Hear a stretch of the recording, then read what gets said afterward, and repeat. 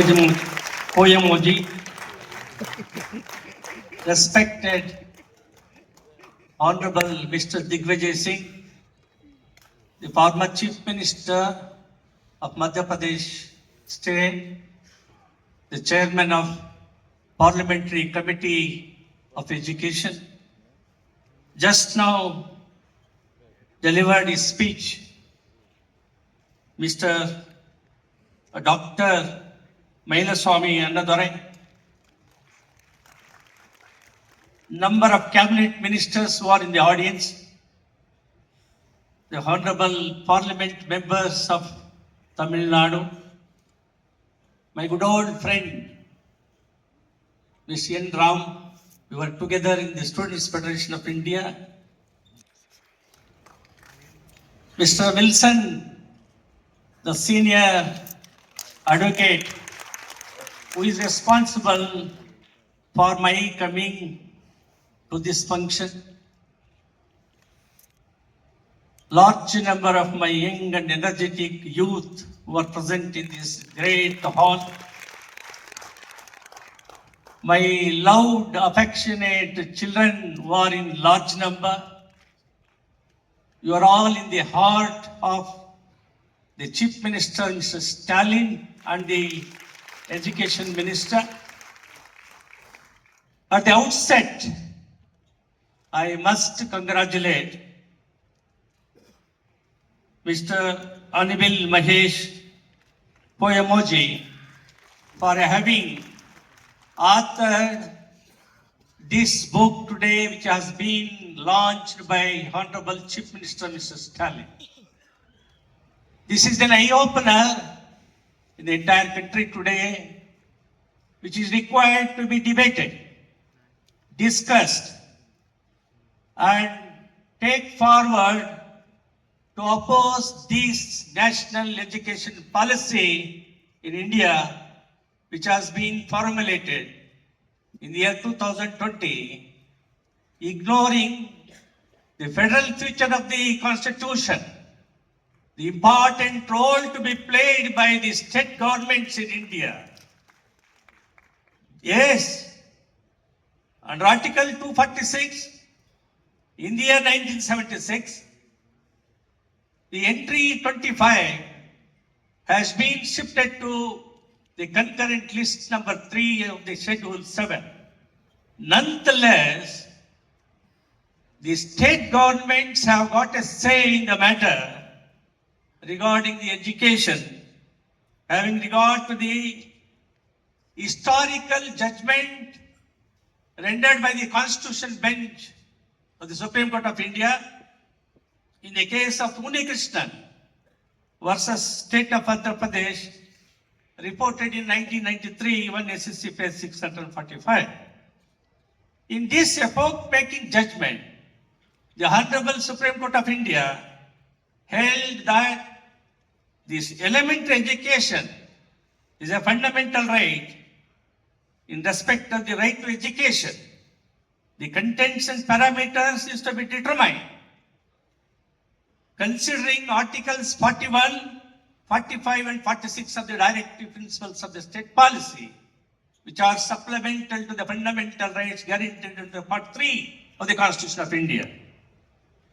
The judge-made law, the interpretation of the constitutional scheme, the constitutional philosophy and the concept of the Constitution of India, a great political document as declared by the Supreme Court of India, way back in the year 1994, in S.R. Bommai versus the Union of India, Article 21 was inserted to the Constitution in the year 2002, wherein the Supreme Court, by inserting this Article 21 capital A to the Constitution of India, it provides free and compulsory education to all children of this great country who are going to take over the reins of the power of this country, to make them as responsible citizenry of this country.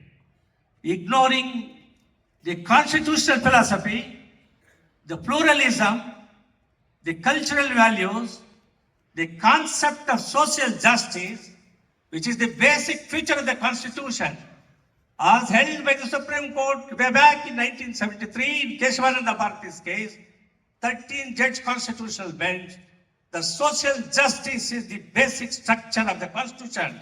Nobody shall be allowed, including the Parliament, which has got a limited power under Article 368 to amend the Constitution. When they cannot amend the Constitution, the constitutional values of culturalism, the pluralism, and the social justice concept cannot be bulldozed by incorporating non-acceptable, opposed to the people of this country, national education policy, which does not serve the purpose of the constitutional philosophy. Therefore, at this juncture, I have to congratulate the author, the Honorable Minister, who has got commitment, who has got a creativity, who has got a tremendous rich legacy. His grandfather was a politician, father was a politician, and the son is also a grandson is also a politician working under the leadership of Chief Minister Stalin. I must also congratulate the Honorable Chief Minister Stalin, who is tall in the Indian politics today, and he is the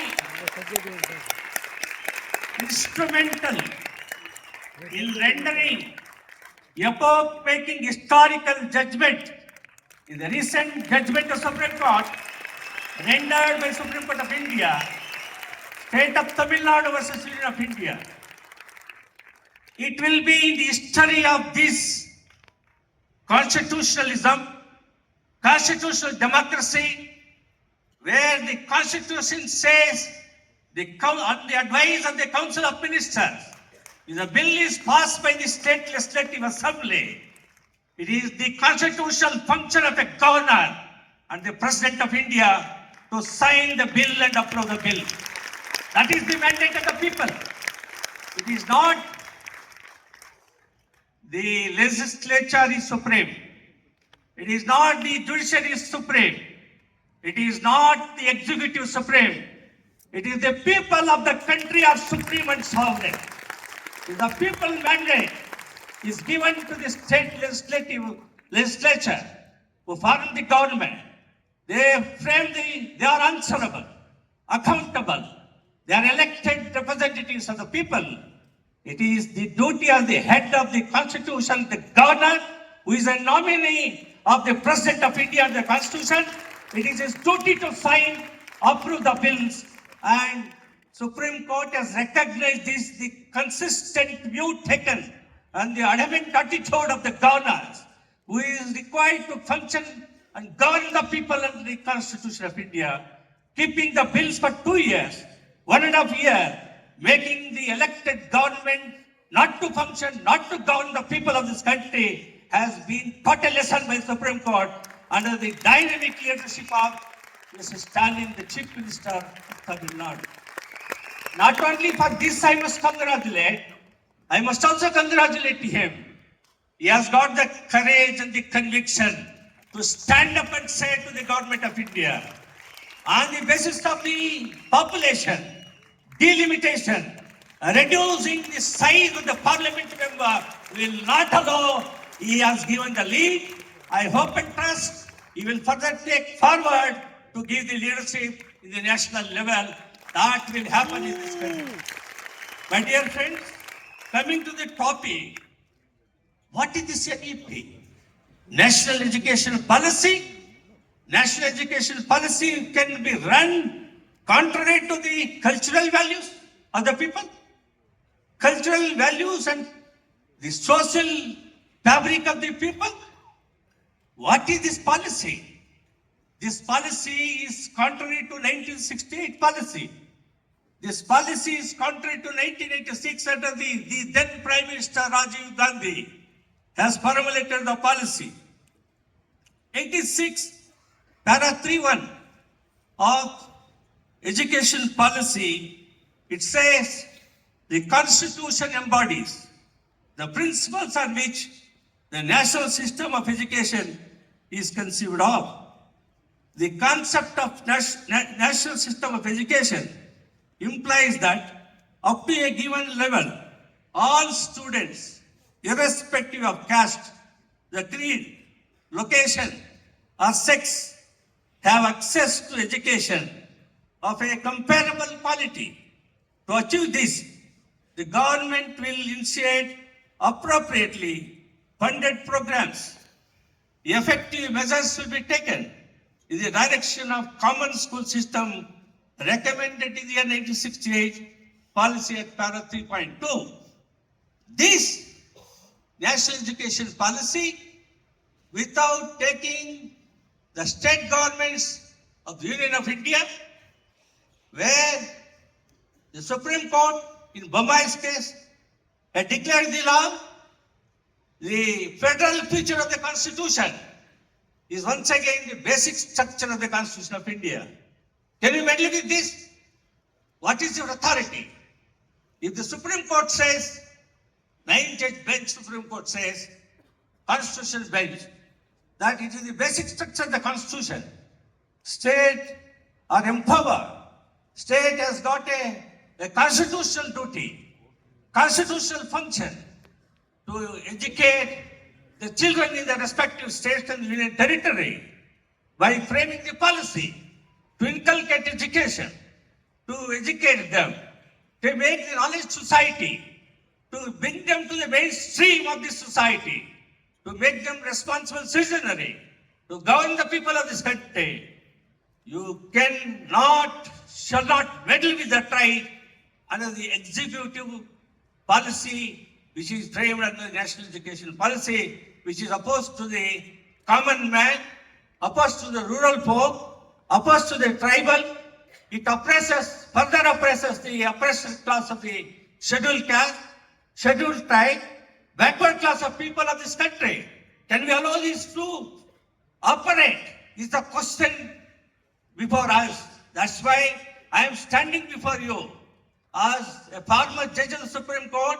I have got a duty to tell the people the policy which is opposed to the Constitution, opposed to the constitutional values, opposed to the social justice concept.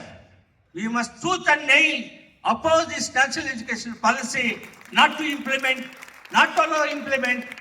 The Tamil Nadu state government has got the courage and conviction to say to the government of India that your policy we will not implement.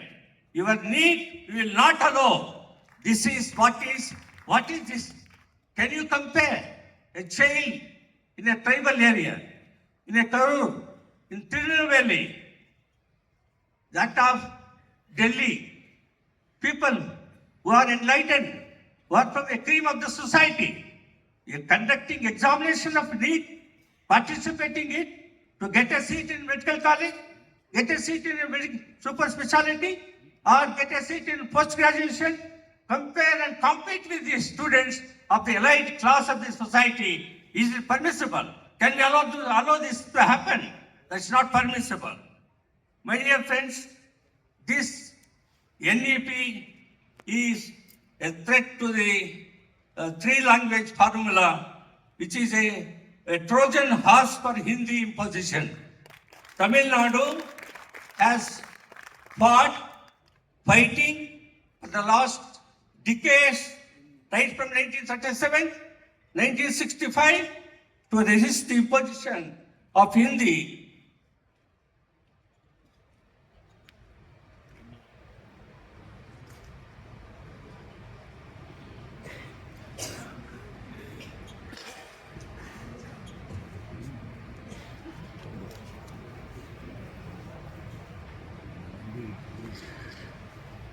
Two-language formula has been followed in Tamil Nadu, namely Tamil and English, has served well up till now.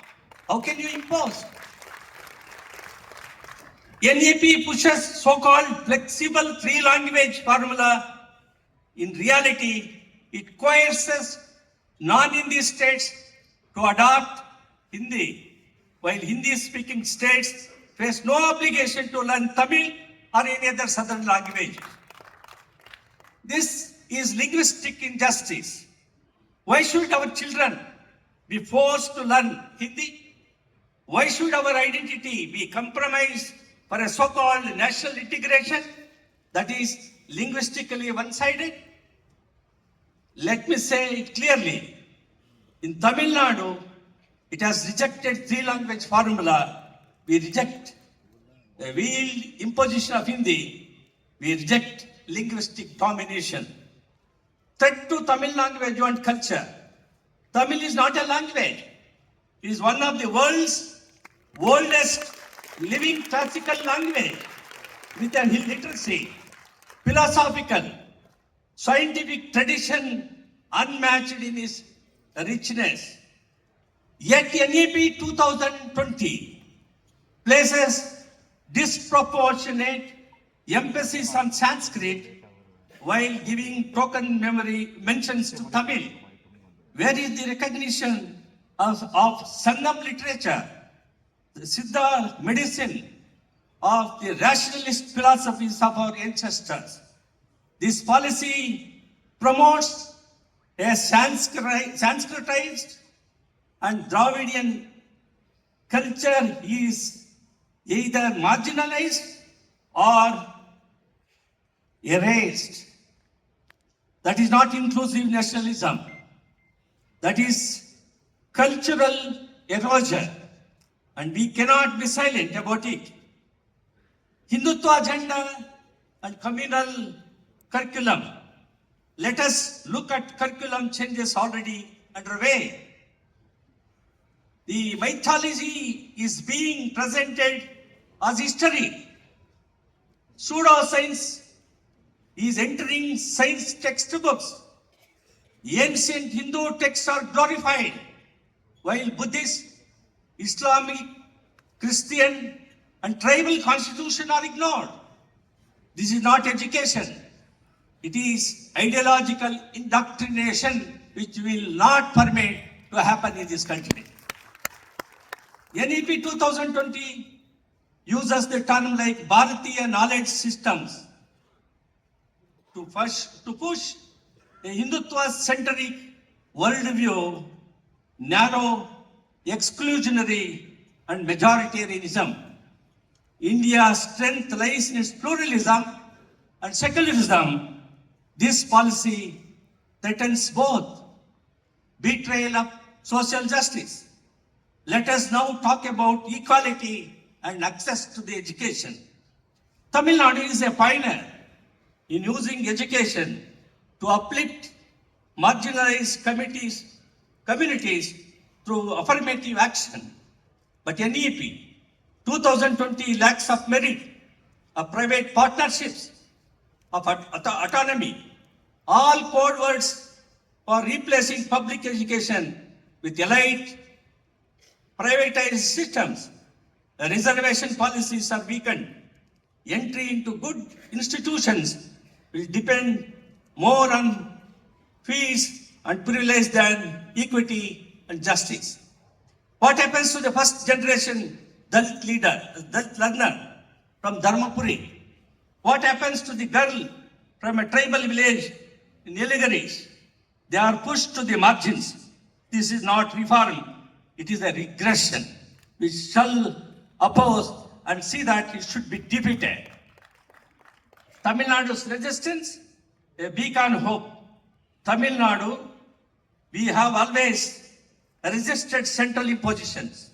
Whether it was Hindi in 1965 or NEET in recent years, our people have stood firm opposing this anti-people, anti-cultural policy of national education. Let us honor that legacy.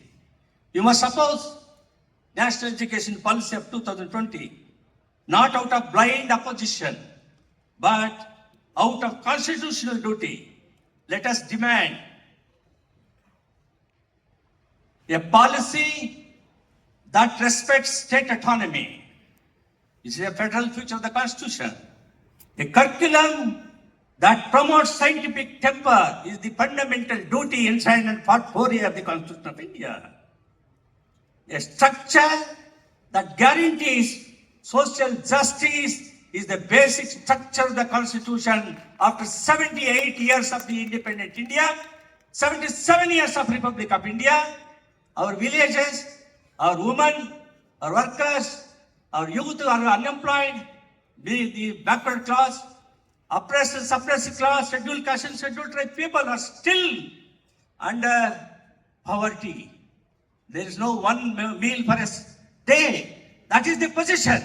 You must think of that section of society, but not the corporate sector, but not the people who are the exploiting the majority people who are living in the rural India of this country. We must tooth and nail oppose this national education policy. On this occasion, I once again congratulate the Education Minister Honorable Mahesh Poimoji, who is a trusted soldier of Stalin, the Chief Minister of this country. I am appealing on behalf of the countrymen of this great country that Stalin incessantly must wage a war against this NEP and also to see that autocratic, the policies, the dictator role and reducing the parliament strength of South India shall not be allowed. You will be the beacon light and leader of this great country. I wish you all the best for you. Thank you very much for giving me this great opportunity. I wish each one of you all the success, good health, I don't say prosperity, good health, live happily, strengthen the hands of Stalin and his cabinet minister to fight this autocratic and the fascist government, to defeat and to govern the people of this country under the Constitution of India. The governors must has been taught lesson by historical judgment, which will remain there. The reference which has been made cannot be answered, need not be answered. The judgment is binding. Binding, the remedy is only review on the curative petition. There are instances where reference is made under Article 143 by the President of India, where the judgment binds not only the parties, binds the President of India, the Chief Justice, Supreme Court judges, and the people of this country. What is the reference? 2012 reference is not answered. In Ram Janmabhoomi case, reference is not answered. Why this reference? You have to implement it, is binding on you. You cannot make a reference under Article 143. So this, I think people will realize, people will come forward in large number. The masses come together to teach the lesson.